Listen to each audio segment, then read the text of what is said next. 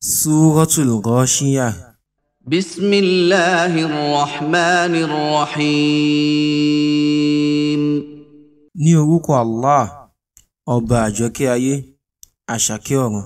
Hal ataka hadithul ghashiyah. Ǹjẹ́ ọ̀rọ̀ ohun tí yóò bo ẹ̀dá dáru ti dé ọ̀dọ̀ rẹ? Wujuhun yawma idhin khashi'ah.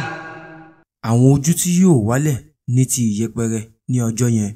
Amilatun nasibah. Wọ́n ṣiṣẹ́ àṣekúdórógbó ní ilé ayé. Tasla naran hamiyah.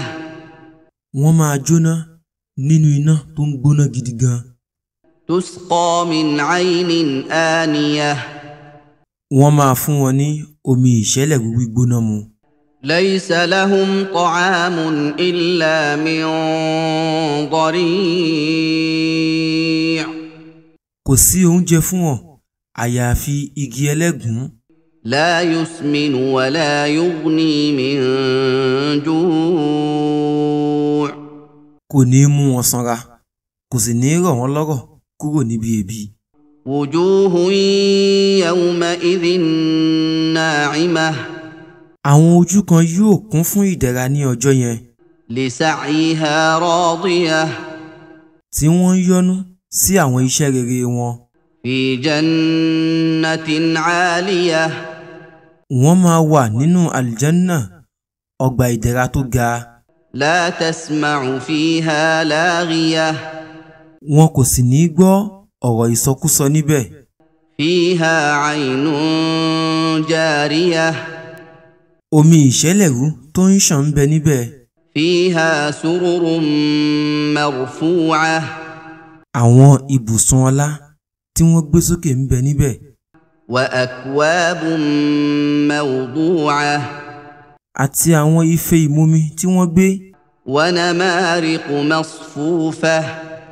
Àti àwọn ìrọ̀rí tí wọ́n tò ní ọ̀wọ̀ọ̀wọ́. Wa zarabiyyu mabthuthah. Àti àwọn ìtẹ́ àtẹ ẹ̀ká. Afala yanzuruna ila al-ibili kayfa khuliqat. Ṣé wọn kò wo àwọn ràkúnmí bí wọ́n ṣe dá wọn ni? Wa ila as-samaa'i kayfa rufi'at. Àti sánmà bí wọ́n ṣe gbé e sókè. Wa ila al-jibali kayfa nusibat.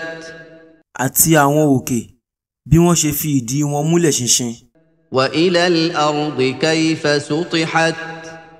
Àti ilẹ̀ bí wọ́n ṣe tẹ́ ẹ pẹrẹsẹ. Fadhakkir innama anta mudhakkir. Nítorí náà, ṣe ìrántí, olùrántí ni ó jẹ́. Lasta alayhim bimusaytir. O kò jẹ́ ajẹni ń pálé wọn lórí. Illa man tawalla wa kafar.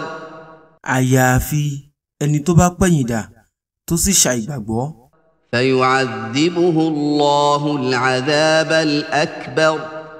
Allah yóò fi ìjìyà tí ó tóbi jùlọ jẹ. Inna ilayna iyabahum. Dájúdájú ọ̀dọ̀ wa ni àbọ̀ wọn. Thumma inna alayna hisabahum.